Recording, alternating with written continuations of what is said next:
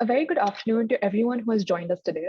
I'm Kanan Rawat, and I'm excited to welcome all of you on behalf of EdgeCon and Ka-Ching to a thought-provoking conversation with Ms. Puja Marwaha. I would also like to extend my gratitude to Arun Goswami, Chairperson, and Vedika Dandania, President, EdgeCon. Joining us today is Ms. Puja Marwaha, the CEO of CRY, that stands for Child Rights and You. She has nurtured a significant number of organizations and people throughout the course of her career, enabling them to connect to a level of individual belief to the goal of all rights for all children. She believes that children should be at the heart of all human development work.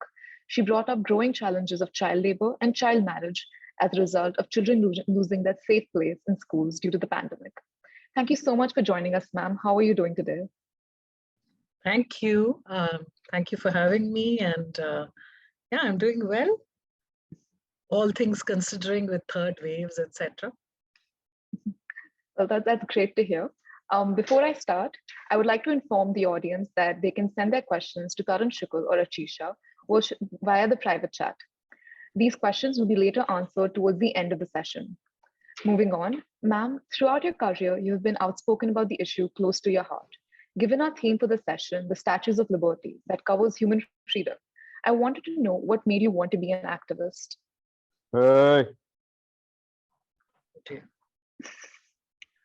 Okay, that was a bit of a disturbance.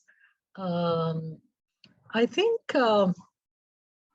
when I was in college, I had this peculiar luck to be in an institution where they believed that we needed to, as MBA students, we still needed to be aware and sensitive to what was happening to all of society, Indian society. And because of that, I was exposed to situations around very close to our city where there was extreme poverty and extreme deprivation.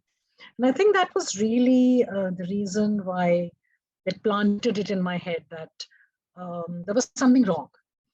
That if I wanted to live in a just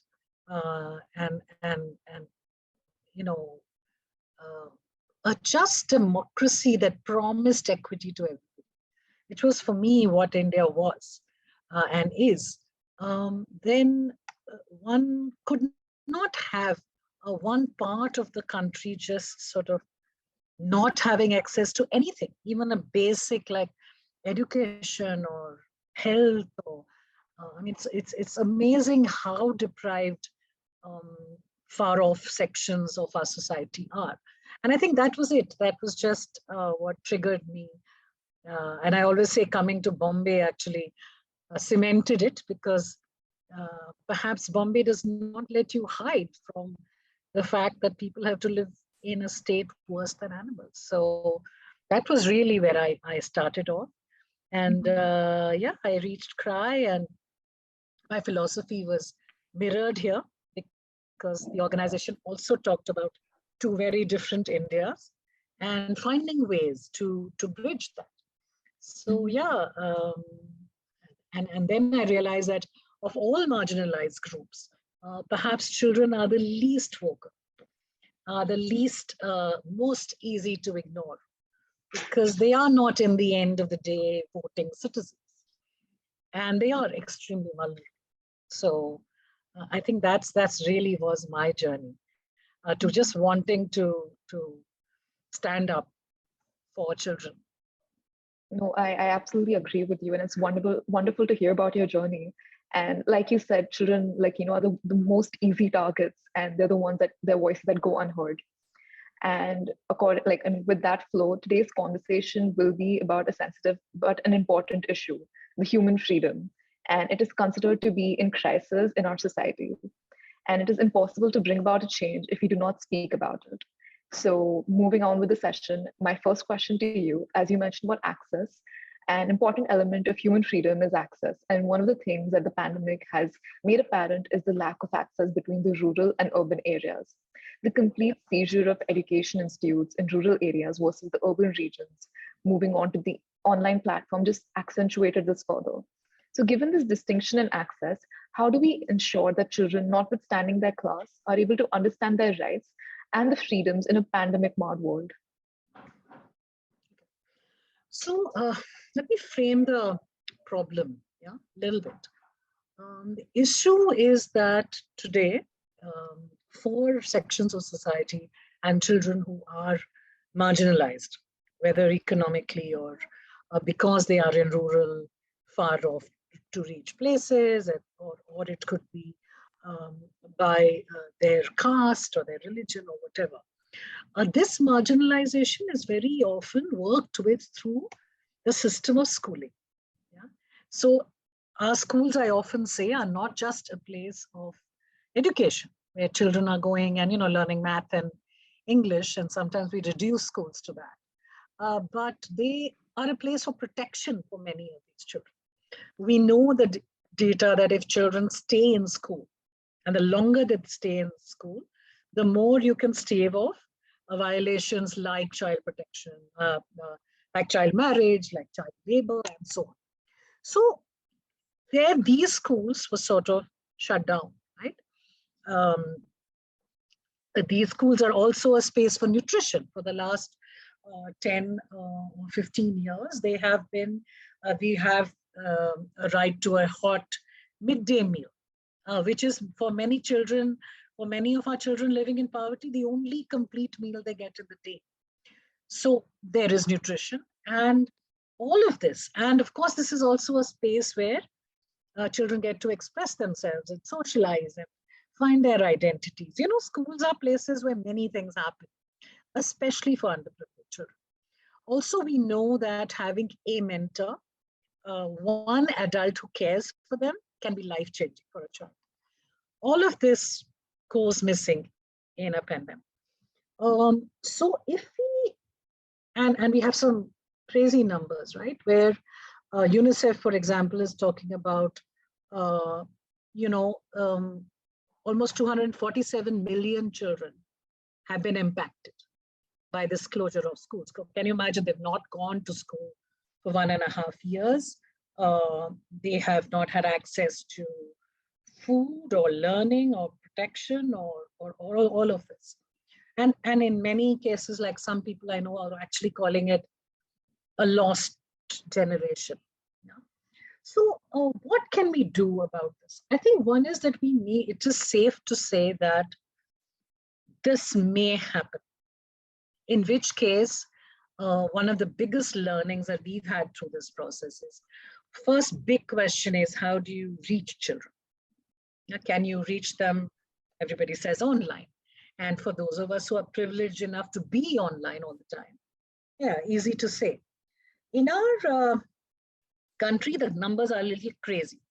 24% Indians only own a smartphone. 11% of households possess any form of computer. And 24% of Indian households have an internet facility.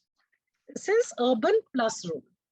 Obviously, when this goes to rural, what happens is these numbers become worse.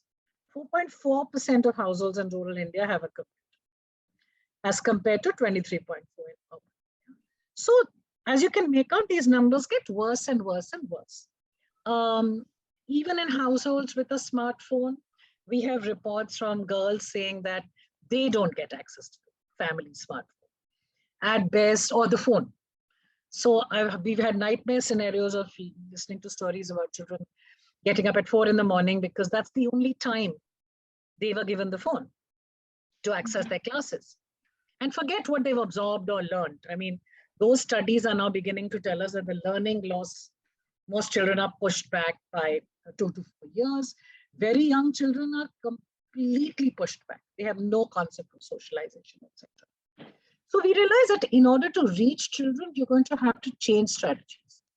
Whether it is teachers themselves being trained to do online teaching, teachers themselves using methods. We've seen some wonderful creative things in spurts, like government teachers saying, I'll go to the village and we'll do classes in the veranda. We'll socially distance. A pradhan has decided to use loudspeakers. Somebody's decided to use a TV screen that at least one, can be accessed by 10, 20 children. We have experimented with things like somebody goes, write down the day's lesson in one place. Children come one by one, access it, and do the work and submit it. Right? There's also, I think, an understanding that you will have to weave in more non-academic stuff in order to be able to teach online, enough that children can actually absorb. Yeah? The second big thing I think that's happened and we are learning and we'll have to do is we have to stop avoiding parents, communities, and teachers and just trying to teach children directly. Yeah? We're going to have to work with parents on, for example, early learning, early stimulation of children. Yeah, how do they find the time in their very limited time? Because most of them are, as you know, and as most of us watched the heartbreaking sight of millions of people walking home, poverty does not give them much time to spend with their children. So are there simple things that they can be brought in to do? Yeah? Can we expand and ensure that the meaning and role of the school becomes clear to everybody?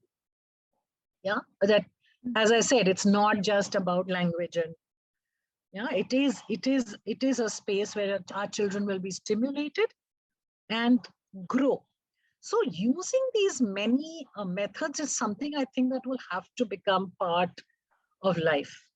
You know, we have seen the most amazing pictures of children in Kashmir in one of our projects where they're sitting in the Maidan, socially distanced, and able to access teaching by a volunteer who's sitting in Delhi. So I just think that paying attention to the issue, yeah, because the health issue is become so strong in COVID that the children are forgotten, and we're just so focused on keep them safe inside the house. Yeah, and ensuring that you create safer, smaller spaces, especially for girls. We used to have groups of 20 girls each.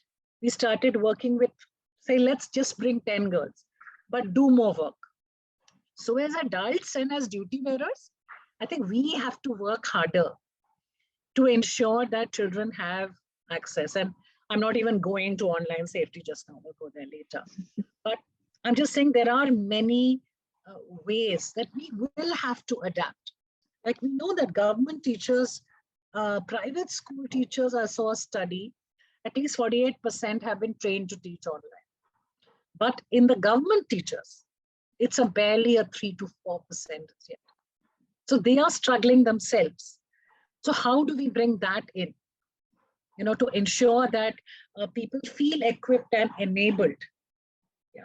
And I think the importance of reaching the household has become very critical. Whether you want to get workbooks to the kids or you want anything, I think the household has got its space, and we've seen that it's local level bodies, when they are taking responsibility, so much can happen, whether it's at the panchayat level or at the Anganwadi worker level or the teacher level.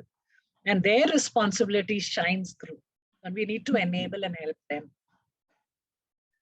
No, I absolutely agree with you, ma'am. And especially the whole how the children, one of the biggest victims of the pandemic. Yeah. And that I completely agree with you on that. And the pandemic saw like a massive surge in the number of children being denied their basic rights and freedoms. So how do you think it has affected the future generations? And is there a way for us to not only survive this pandemic, but also ensure that children continue to live in their freedom and have the freedom to live and explore, which is like an incredibly important part of their development? So like I said, there are many ways that if we focus on it, yeah, that we, for example, I think you can solve a problem and you nuance it. So there is loss of agency for girls, for example, right? I'm sitting inside the house. We are seeing abuse going on. We are seeing all kinds of, if you see the number of calls that have been made to Childline in just those short periods, On the one hand, it's a good thing because that means there are children who now know that they can access help. Yeah? On the other hand, there is a clear rise. So from the points that I was making, the third one is really the one at the services level. We need to be sensitized, need to raise awareness about what can be accessed. Yeah?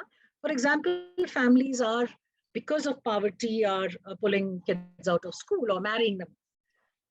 So those authorities need to be more on the ball.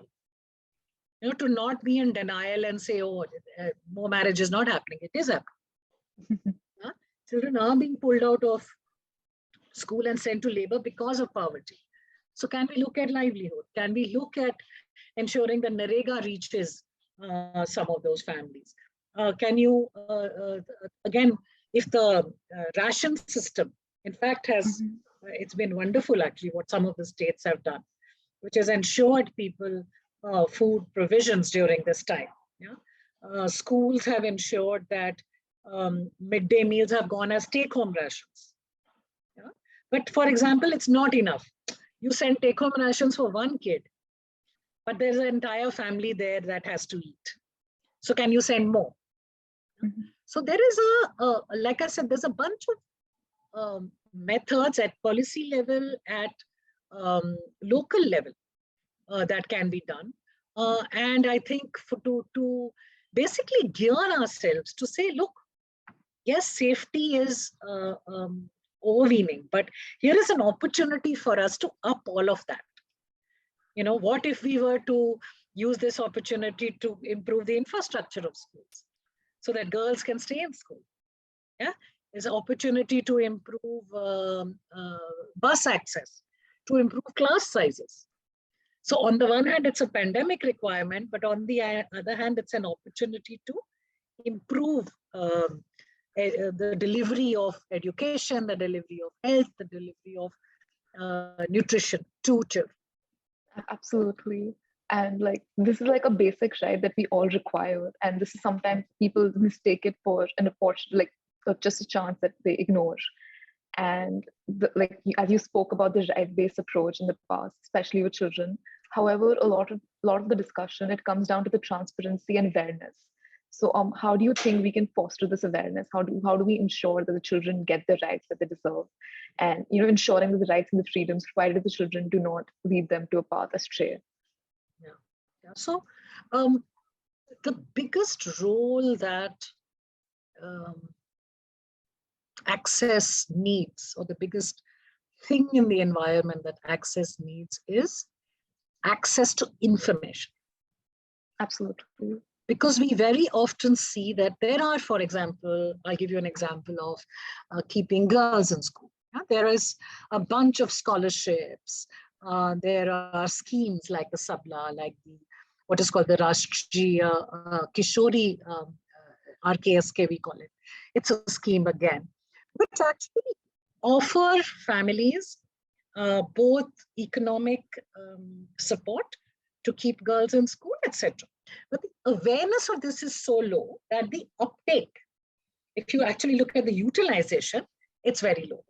So the trick actually is to ensure, very often people ask you, what do you do in a village? Like CRY, for example, we don't run schools ourselves. So then what do?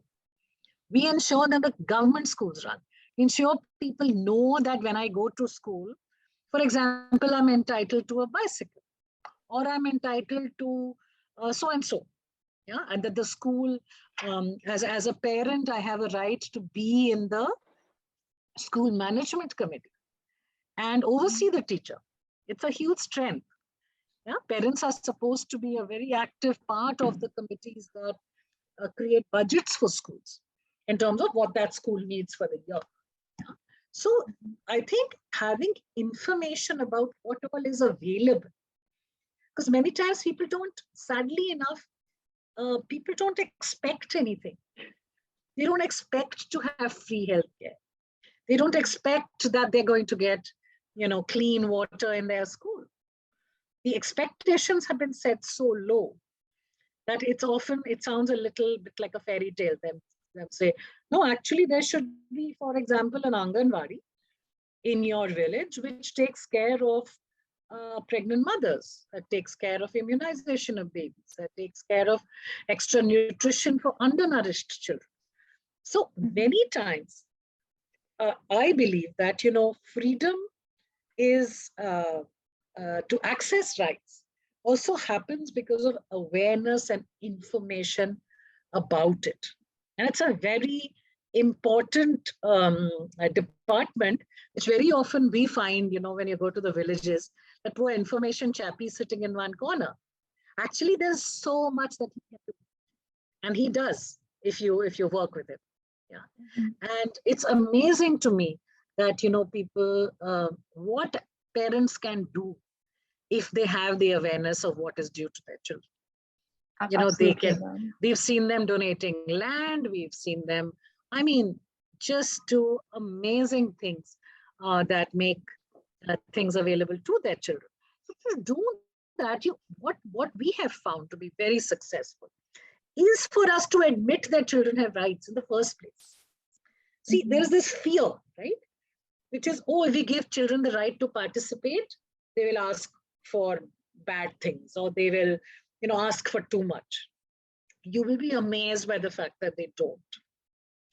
You'll be amazed by how much more circumspect our children are in terms of what they want, how little their requirements are.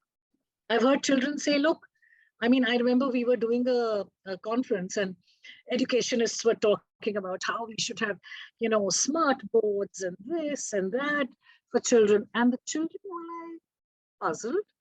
They came up and said, so they had a little discussion of their own. And they said, we just want three things.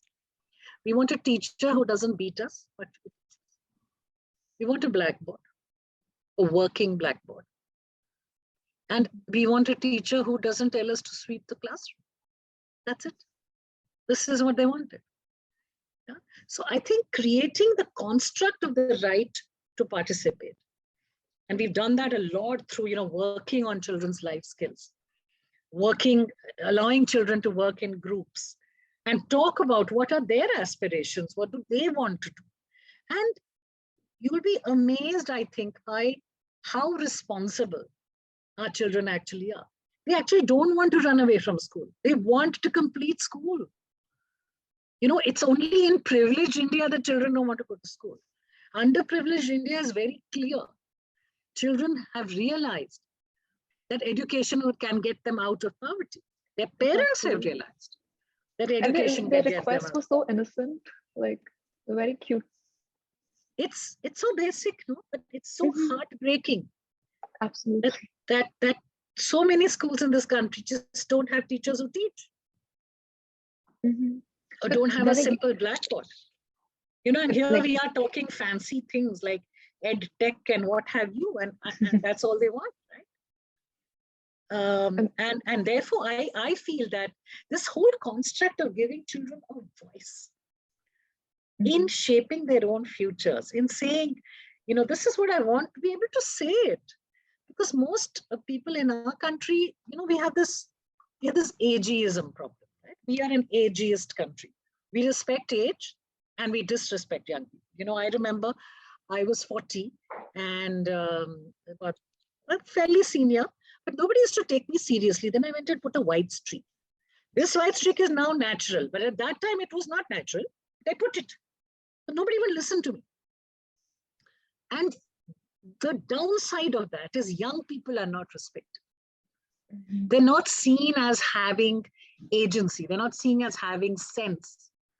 Yeah, but actually there is an issue. There is a reality of evolving capacity. Yes, an 8-year-old can't make a decision about what they want to do sometimes, but a 14-year-old can, and an 18-year-old can even more. So working with children and helping them to create life skills to negotiate the world, I believe is actually the most permanent way that we can create a construct of rights for children. So I at least have a right to say that I don't want to be a sweeper like my father. Absolutely. I am willing to put in the work, but I don't have access. I don't have equity. It costs money. School becomes horribly expensive after the 8th. So if you look at till 8th, our retention levels in school are very good. After 8th, drops dramatically. Girls stop 52% only of, so sort of every 100 girls who went to primary school, only 52 go to secondary school after 8th. And only 57% of the boys. It's not that the boys is much better. I'm talking about, of course, underprivileged children, right? Privileged children, so whether we like it or not, we're dragged, kicking and screaming. So, the cost of education as a good. I'm coming back to the issue of access. That is access, yes, right? Absolutely. Making sure that there is awareness, there is information, and there is a understanding that education creates a better country. It creates better adults who can take better decisions. We know that when you educate a girl, we recently did a really interesting study where we tried to calculate, what it would bring back to families. And in fact, there are studies across the world that say because women are not being fully educated, the loss of just pure GDP across the world is 13 to 14 trillion. Yeah. So, just to be able to see things in that perspective, children are our future in that crazy way. But ma'am, do you believe about the rights and access and how we're growing up and all? But do you believe that this brings up another question that as the world has gone online and the information has become more and more readily available, how important is that the children become aware of the dangers of having that information out there and have it to be so easily accessible? And so what are the awareness schemes, if there are any, or programs that could help, especially in the rural areas? So we did a really interesting study during the pandemic. We were asking parents and children about, this was urban, and there were hardly 52% of the parents who said that they were even able to oversee what their children would do. Yeah, so where there is access, there is very little overseeing, and with underprivileged communities, parents don't understand. They don't understand the online space. They don't understand the dangers. They don't understand what can happen, and neither do children. So we've also seen a lot of it anecdotal, a lot of it international evidence. We've also seen a growth in all kinds of things. Yeah, whether it's online porn from India or it's child porn from India, it is heartbreaking. Right? We also see trafficking. We see child labor, and I think sometimes as a society we've normalized it. गरीब है तो काम तो करेंगे, गरीब है तो शादी तो होगी, oh they will get trafficked. Yeah, we don't condemn it. To us it's not a impossible thing like it should be. Why should children have to work for their own living or for their parents' living? Why? What happened to the adults? Where are they? Yeah, whose duty was it to bring a child into the world and then tell him ki acha main to kama nahi sakti, tum kamao? That's not the way it should be, right? Not why at do all. we accept it? We accept it as society that it's okay, poor people, poor things, what to do. Yeah. And I think to me, first of all, it is to change our entire attitude of outrage. We need to be outraged by every child we see working. We need to be outraged by this. And then move on to saying, for example, if you're pushing people to go online because of the pandemic, you have to push safety programs together with it. Children need to, girls are a different level, need to understand what it is to negotiate this amazing new thing called the internet in a safe manner. Because it is amazing. Let's not get that wrong. Right? The access to the fact that you kids don't have to hold in your head as much as we do. You Google it. Like my daughter used to say, my friend Google. I'll ask. Right? It's amazing. And why should everybody not have access to it, right? Yeah. But it needs to be done with an understanding of safety, an understanding of what it is to negotiate and be safe online. I see so many children, privileged children. It's heartbreaking how unconscious they are of their own safety. When they're putting their lives out there, right? So much that people can track every second. So the danger is not just from, the usual, oh, you're addicted to your games, etc. But the dangers are also from adults interacting with children on the net, right? And I see a lot of parents encouraging 10-year-olds to have Facebook accounts or whatever. I mean, it's ridiculous, right? Because it's seen as a sign of progress. So I think this construct of, there are a lot of organizations who are now doing work on online safety. For example, even the big, even Facebook and Twitter and so on have at least, have a set of measures in place that one can access. So I think there is a need for us to do that on a wide scale as we go online and as we improve the access on the net for all our people. Absolutely. And especially the child labor and human trafficking, they're like complete violations of the basic freedom any human should enjoy, and like especially children. And they saw like this massive rise during the pandemic, despite the risk of the virus. So what do you put this down to? Like, is the society truly desensitized to such oppressive behavior? And when it comes to their survival, or is it like a deeper systemic issue that has its roots in awareness or the lack of it? And as you mentioned, child porn, like it exists because there are people viewing it. So are we truly that desensitized? Do we generally not like care, or are we not aware about it? I don't know if you don't care. I sometimes think so. There are 2-3 levels of issues, right? One is, like I talked about, the concept of ageism, that children are brought into the world as existing resources for their parents, which is not true. Children exist for themselves. We were meant to be only the vehicles. And that attitude of seeing children as resources is what leads to then, right? You sell them. In a sense, trafficking is selling, right? You're turning them into economic entities, whether it's marriage or it's whatever, each one. So I think that construct of children are children and have the right to develop, the right to be free of exploitation, the right to be protected. And that we adults are the duty bearers for that. As parents, as a society, as policymakers, as media, as everybody, right? It is our duty to protect that right. I think that construct is, to me, what needs to change. Like I said, secondly, our attitude as a society to poverty, and why it is okay for a poor child to work and it's not okay for mine. Right? Oh, she can study and work together. Try it. Try getting up at 4 a.m, plucking flowers, and then going to school and see how well you do.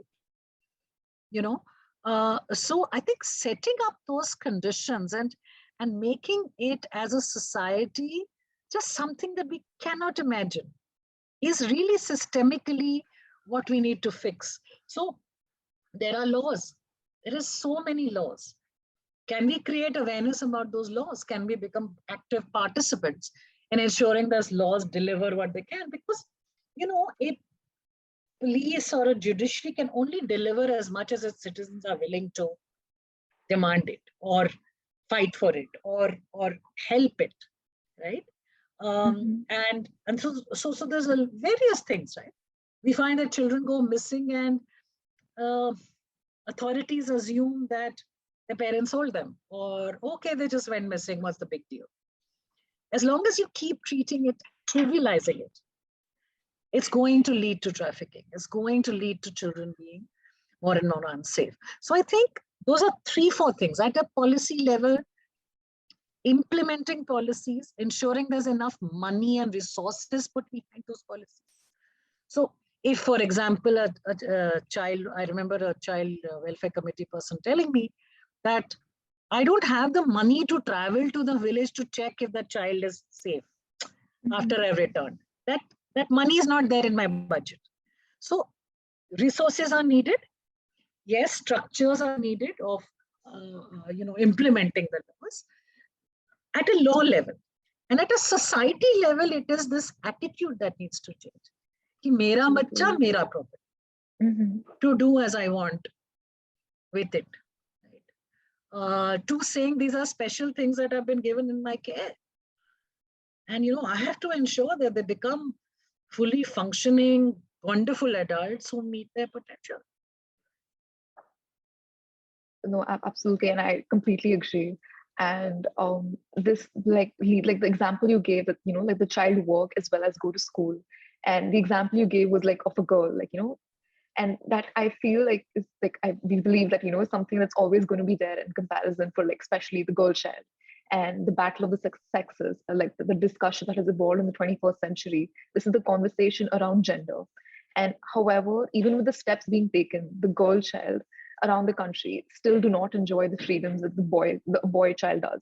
So what do you put this down to? Like, is this a question of mindset, or is it like a deeper, again, another issue? I think the last few days, the discourse has, taken prominence. And I'm so glad for that, right? Because this is 50% of humanity we're talking about. And 50% of humanity that is not meeting its potential, that is not allowed to, that is strangely enough, right?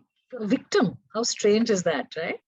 And therefore the road, I think, to achieving this equality, however forward we've gone into at least having these discussions, is one that's filled with a lot of barriers, which are, they could be at attitude level, which is about a girl's duty and role can only be either reproductive or looking after people. So very often the stuff about how Bharat Ma and whatever. So it's implied that your only identity is either of a daughter or a mother or a sister to a man. Yeah. Vis-a-vis what is my identity in and of itself. Yeah? So I think the construct of women having the same potentials and having this, therefore needing the same equity of access. Yeah, so the division, what we see is heartbreaking, right? In especially poor communities. I don't have enough money to send 2 children to school. I'll send the boy, I won't send the girl. Also, the girl can help me looking after the children, the younger children. Or she can do household chores. Or more harmfully, we see among teachers, we see the attitude, there's this famous Hindi dialogue, right? Chulha choki to karna hai. Why should she study? Yeah, not understanding that an educated woman will change something in your family intergenerationally.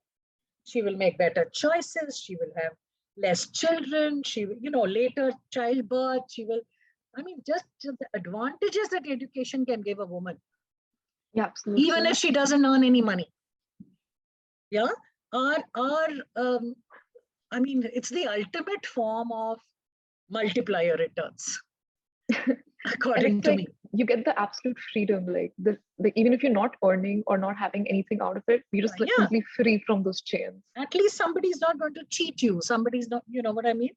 You're going to ensure. Advantage of you. And we have data that shows us this across the world. You invest in women's education, the returns you get are in every space, in health, in, they're in every social indicator. So how do we actually change that? And it's again about how our policies framed and implemented. Is our discourse, is our societal discourse or our curriculum, is it even gender sensitive? Is it framed in that way? We all grew up listening to these absolutely horrendous folk songs or poems, which you don't even realize, right? You're listening, right? Oh, a boy was born, everybody was really happy. A girl was born, everybody cried because, oh my gosh, I'm going to become a pope. Ha, ha, ha, ha. Yeah? Or the construct that, men are sort of tied down by women. So we have found in our work that it's not important, it's you cannot leave the onus of this on women and girls themselves. The No, onus has to be on men and boys as well. They have their own form of discrimination. They are, trained to say, oh, you have to provide, you have to do.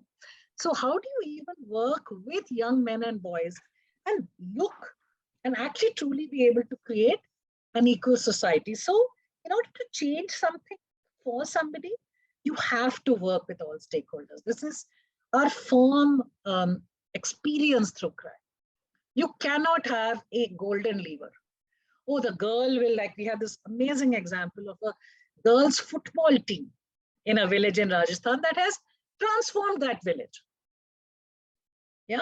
And, just by ensuring that they can play football, gender attitudes have been changed, and you've had to work with everybody because of resistance from everyone. Not just, oh, how can they wear t-shirts? yeah, Why should the girls play football and not boys? Let's block it. To, so whether it's at panchayat level, whether it's at boys level, whether it was at parents level, you had to work and transform everybody, not just empower the girls. Yeah. So I think to me, that's why I see it as, what you said about systemic. There is systemic change that has to be made. Yeah, it's not enough to have a policy that says as many girls should get into school, right? We've seen that with caste reservations as well. We will have to change our attitude to caste. We will have to change our attitude that somehow miraculously, Brahmins are very intelligent. They're not. Everybody is equally intelligent. It's all about equity of access. Yeah, and the fact that the mere fact that the change begins from within ourselves. You have to change our mindset to expect a change. Absolutely. Absolutely. Ma'am, as much as I would love to continue the questions, I'm afraid we're out of time, but the audience has asked some really wonderful questions, and we have shortlisted a few. So the first one goes, ma'am, you spoke about midday meals and you spoke about adapting to changing times and using them as an opportunity. Using eggs in midday meals is a development that shall allow us to ensure nutrition for each and every child at remarkably lower cost.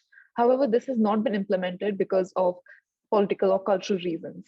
So how do we ensure that politics does not become a roadblock to simple nutrition, which is the birthright? If you and I could answer this, the world would be a different place. This should really be driven by science, right? And the science says that children need animal protein. And if they can't get it in one way, they have to get it in another. And it is the science that should prevail and good sense that should prevail.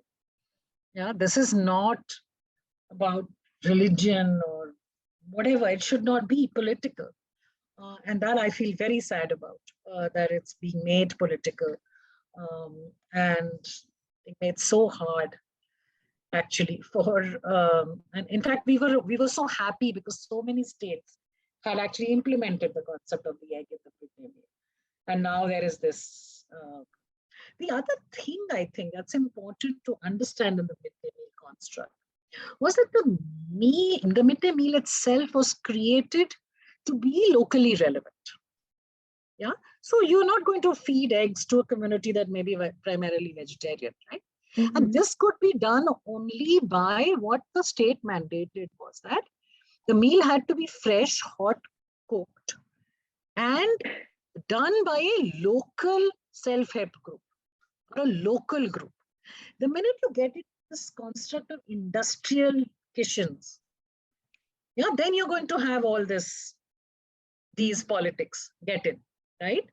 Which is, oh, let's make one miraculous mix and give it to children. I've seen children throwing away midday meals because they are cold.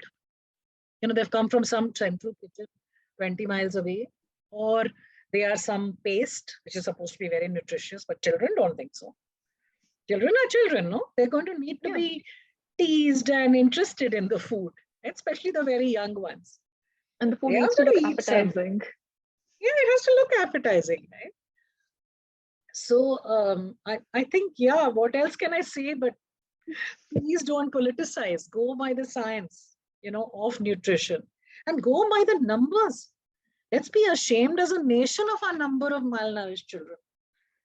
How is it okay? We keep saying we have food sufficient, food is rotting, and then children are dying of malnutrition. Again, another reason that proves that education is really, really important. Yeah. Yes, so we have another question by the audience. Only 9% of differently abled children in India complete their secondary education. Their integration into the education system has always been a topic of contention with the policymakers. Is it better to create a different system for students with special needs, or should we move towards making our existing systems competent enough to accommodate all students and provide everyone with a diverse background? Clearly the second. I mean, there is actually now absolutely no debate in the differently abled movement about this. Is there, for years we have struggled with creating separate facilities, turning it into a safe little space. But we all know now that it's what is inclusion that is required. Mm-hmm. That differently abled people have to be treated in the same way that abled people have to be treated. And they need to be with them together in the spaces that they need to be, whether it's a school, whether it's at work, whatever. And it is up to us as a society to provide that extra step that is required. I mean, it's the same construct of providing any form of equitable access, right?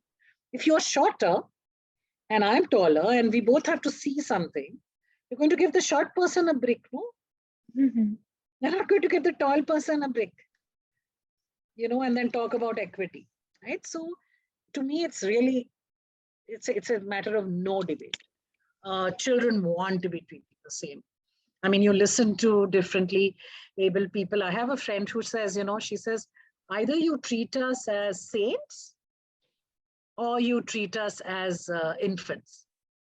We have only two spaces. Oh, you're so amazing. You've done all this. Or, you're a kid. I'll tell you what to do. You're not supposed to have any sexual needs. You're not supposed to have any, what you should be deeply grateful that somebody's looking after.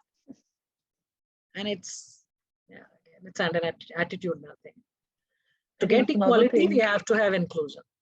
Yeah, this is something like I think we either bring out our patronizing sides or we be awfully sweet instead of treating it just normally. Yeah. So we've got like an overwhelming responses. So this will be the last one that we'll be taking. You mentioned various instances of children's rights being taken away due to their economic status being normalized. Where do you think this comes from, or where does this feeling stem from, where we were so desensitized to all the atrocities to children around us? I don't know, I just sometimes think it's the way Mumbaikars are so desensitized to poverty, because it's all around you. Mm-hmm.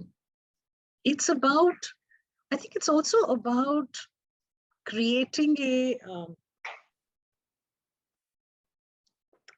space where you make resources seem so scarce, that everybody's so busy fighting for themselves and their own resources that we forget about those who can't fight. We forget about those who don't have the same arms that we do. I mean, look at us as a culture, right? We are glorifying Antilla. Like, as long as there is Antilla there, how am I going to be satisfied with what I have? And how am I going to fight for those who have even lesser than me? Right? So somewhere I think it is about this crazy thing of creator dissatisfaction, therefore competition for scarce resources, and therefore then a lack of empathy for those who are weaker. So whether they are weaker because they are children by age, or they are weaker because they are differently able, or they're weaker because they are poor, whatever it is. Yeah.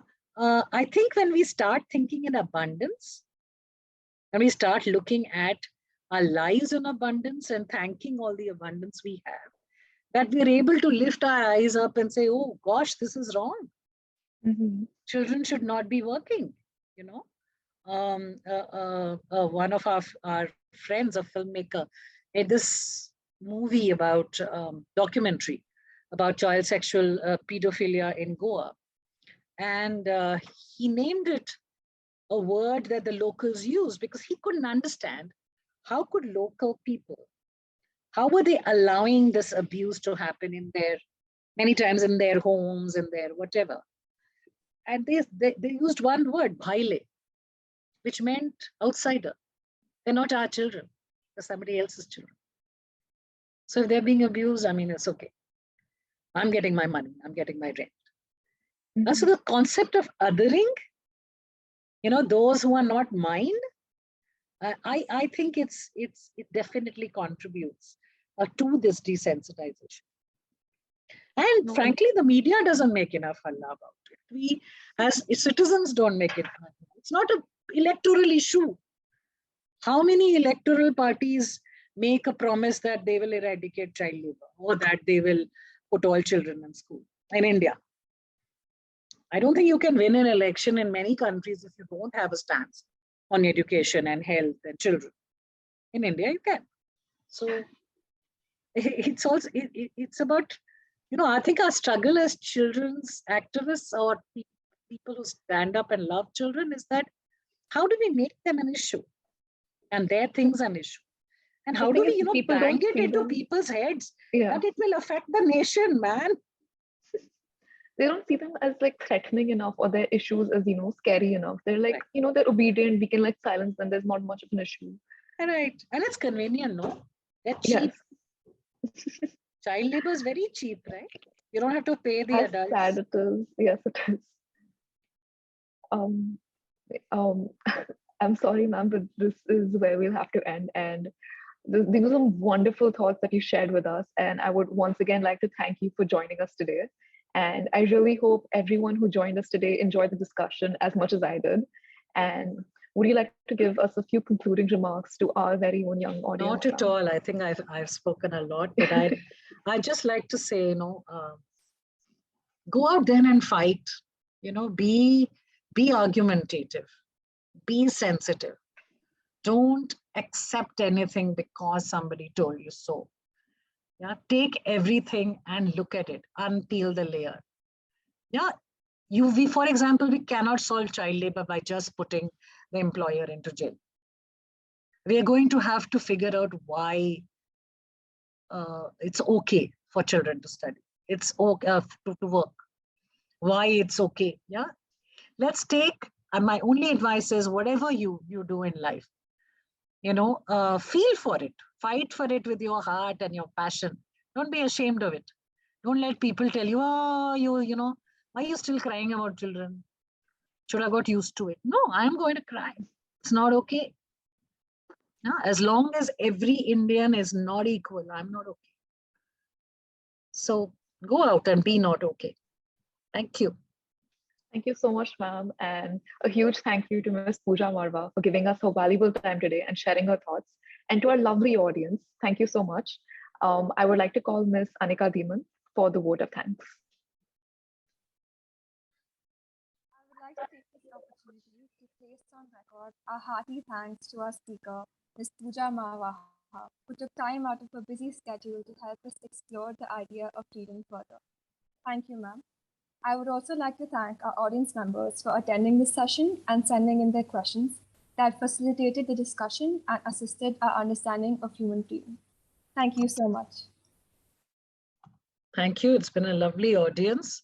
I wish we could have listened to all the questions, but time restricts us. So thank you so much. Thank you for having me.